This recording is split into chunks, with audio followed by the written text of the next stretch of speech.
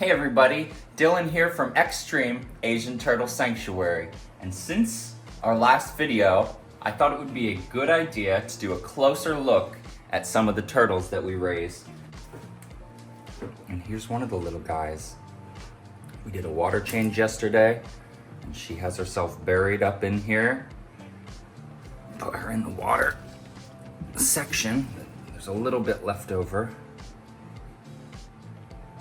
Here's another little guy cruising around looking for some goodies to munch on. But I switched up some stuff, so let's take a closer look. So here you'll notice we have these tubs that used to house our tortoises, are elongated, and our Travancore, but we're not keeping the tortoises like that anymore. We only have the Aldabra. So these were repurposed to house individual female Chinese box turtles.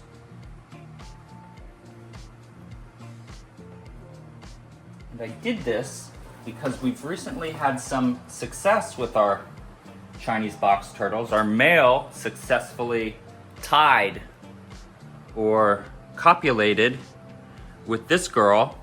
So I'm gonna be watching for her to lay eggs as well. It could have been this girl, I'm not sure, but they're both about the same size, so they should be laying here soon. But I opted for housing everyone individually. I also have this painted wood turtle that we rescued that is going to be part of the hybrid breeding program. I think she'll be paired well with a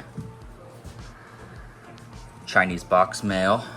And we have a small female back here that I'm still raising up, but I figured keeping everyone individually would give better results and allow me to monitor what they're eating and how everyone's doing. So this is great. I love this, that I have more space to utilize for the more pressing goals that we have here at the facility.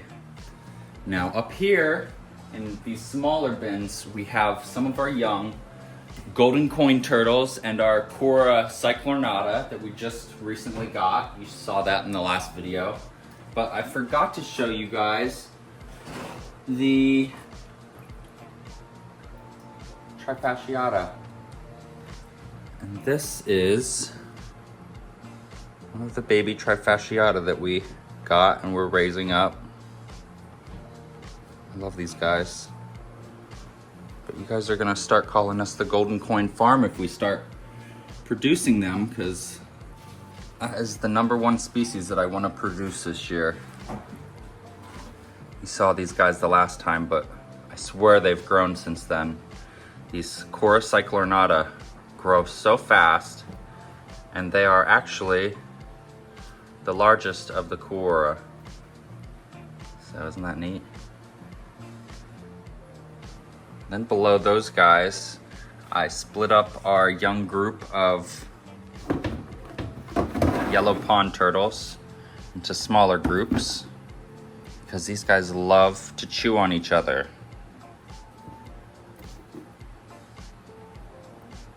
It's doing good. So I have 3, and this is just frog bit that all dried up that I didn't siphon out yesterday. So I have 3, 3, and then 2 and 2. So 10 altogether. And I did the same thing with the reeves down here that I hatched, except I put the biggest one that I hatched in with the 4-way hybrid that I hatched. Because the 4-way hybrid is just about as big as the reeves turtle that I hatched last year. And if you guys have been following, this one right here, I hatched this year. Her egg was very big whenever it hatched, but I think she's growing so well because of the hybrid vigor. And then these two are 2 reeves turtles that I hatched last year that I held back, and they are half the size, but I love this one's light color. If you're a member of the channel, you've seen that before. So moving on down, this is another one of the Cora trifasciata that we've been raising. I post pictures of this one all the time on Facebook and Instagram. Really pretty, but kind of shy for me. Doesn't like to put out her head for pictures. It's a tough one. And then we move down. This is one of the Cora cyclornata that we got last year. So that's what you get in a year from one of these Cora cyclornata babies. And they get much bigger than that. This is another Cora trifasciata. The Cora trifasciata as babies are just so shy. You see these cyclornata and they are not afraid at all. Pick them up and all their legs pop out and nice and friendly. Let me check them out. Trifasciata are not that way.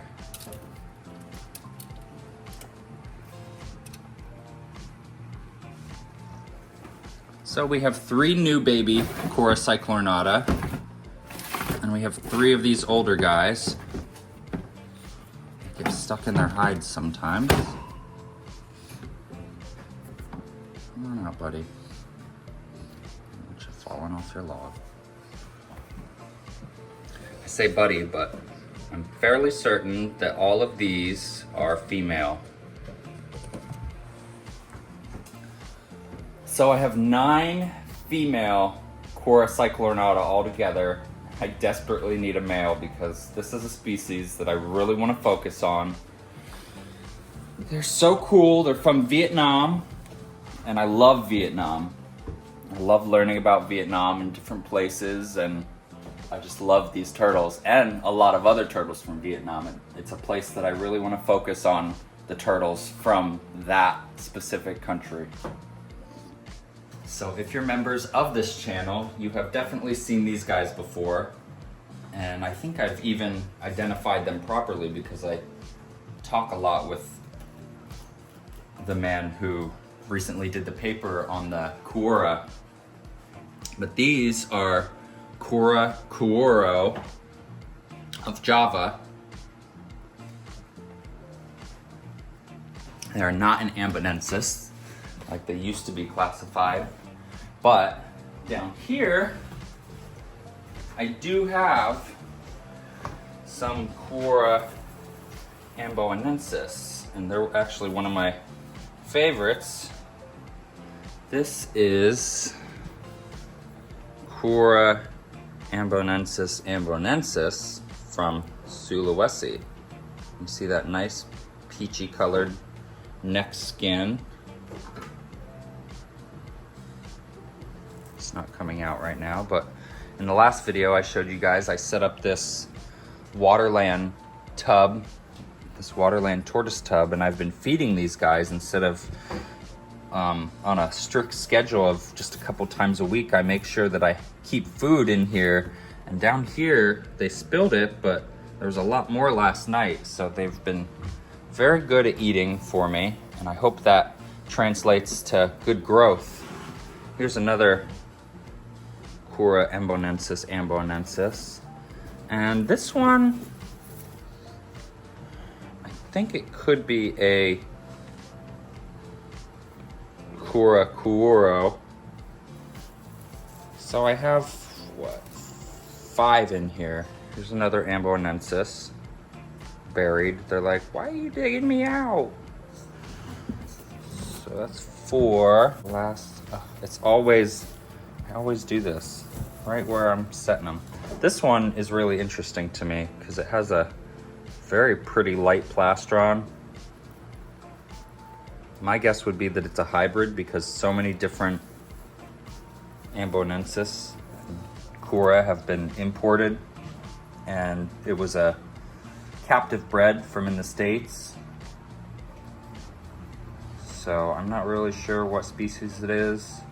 Without DNA testing, it's a crapshoot, but These guys are surprisingly more terrestrial than a lot of people give them credit for. They like to just bury in and hunker down. And then when they get thirsty, they'll go to the water and have a soak. Awesome turtles. If you guys are wanting an Asian box turtle, do not overlook these guys because they are awesome pets. We did our downsize and I was not able to let this yellow-headed temple turtle that I've been raising go.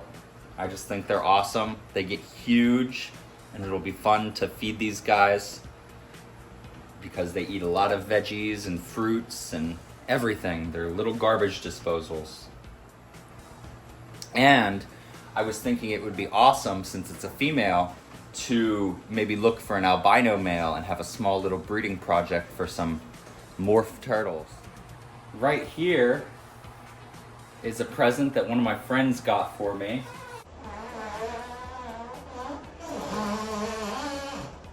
And if you're in the reptile hobby, especially turtles, you know that a lot of people keep Spangleri, leaf turtles, in a setup like this because Geomyda spangleri are very small, tiny turtles. And this would work perfect for a pair or a single animal. The black-breasted leaf turtle, or Geomyda spangleri, is a species that I've been wanting to keep for years now. I've just been waiting until I was set up and have everything that I need for them, and this puppy right here is going to bring us one step closer to acquiring a black-breasted leaf turtle. So down here in this bin is one of the golden coin turtles that we got in that was kind of curled up from being kept too dry. And she's starting to put on some really nice growth. Hopefully one day she might be able to produce, but I just like her. She's cool. Golden coin turtles are one of our favorite turtles here, and they're really pretty. And they're one of the turtles that, as you know, we're going to be focusing mostly on, especially Quora, because we love Asian box turtles. Here's the other one. We got two when we picked them up. And every day, I think that I go back and forth whether it's male or female. That looks like a nice big tail, but females in this genus of Quora are tricky when they're young. It's either a female with a big tail or a male that just hasn't developed yet. But he's more shy, so put him down. Let him go into his hide and move on. So here's a turtle, a Japanese pond turtle, or Meremes japonica, that we produced some hybrids of this past year, but I think it was from the male. And I have them set up so that hopefully we will be able to produce pure Japanese pond turtles this year. As well as in here, I added this Japanese Reeves turtle male with these females, but I also put in the golden coin male. I switched the two males out in the group because two males can't go together. They will kill each other. So I'm hoping to be able to produce pure Reeves and some hybrid golden coins. And here are our oldest Quora cyclornata, including our new adult female. I think this is actually her daughter sitting on her back. But we did a water change yesterday, so everyone's water is low. The sand in the bottom makes it look really gross. It's okay. It's nice that they have some substrate instead of just plastic. So I started filling up my water for today. Like I said yesterday, we emptied everyone, and today is a filling day, and I have to do it relatively slowly because the well water comes out at around 50 degrees, and a lot of these turtles can handle it, but they just need to be acclimated slowly to it. So I keep the water shallow so that while they're acclimating, they can come up and take a breath with no problems. And we make out pretty good like that. But I again, this is a reason why I want to focus on species that can handle some colder water, and I want to be able to cool this room down so that everyone can brumate, and that'll help the egg production and fertility as well. If we are to produce the golden coin turtle this season, this will be the girl that is gonna be doing most of the work for us. She is our adult Cora trifasciata, or the golden coin turtle.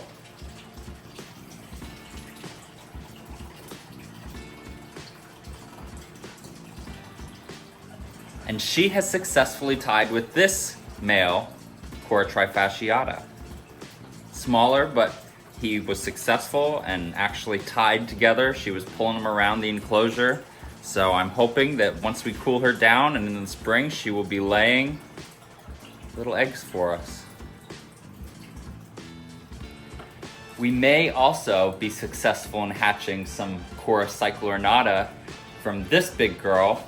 Even though we do not have a male, we might be able to incubate our own male from her, because she should be gravid with some fertile eggs. She has breeding marks all over her neck, and turtles are known for retaining sperm, so once we cool her down, warm her up in the spring, hopefully she'll be laying some fertile eggs for us, because it's much needed on our cyclornata project. This is one of our cyclornata that we first started with. We got 2 hatchlings, and she's getting really nice and big. And she should be able to produce some eggs here soon. So it's another reason why I really want to find a nice male for this group.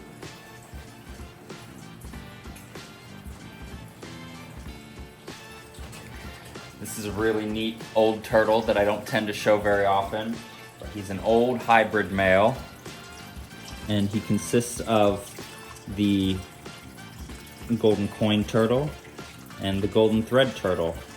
It's really pretty, and he's fertile because he is the father of the 4-way hybrid that we produced this year, along with this girl that is a Pritchard's pond turtle, a Maremes pritchardi. It's a hybrid between the Reeves turtle and the yellow pond turtle. Both Chinese species, or both species that have been introduced to Japan, so there's a chance that it could come from either locality in the wild. And that's what's amazing about these Asian turtles, is that they're able to hybridize and continue their progeny through the next generation. Another really cool hybrid that we don't show on the channel often is this Cicalia cyclemes hybrid, an eyed turtle, Chinese eyed turtle, crossed with a leaf turtle.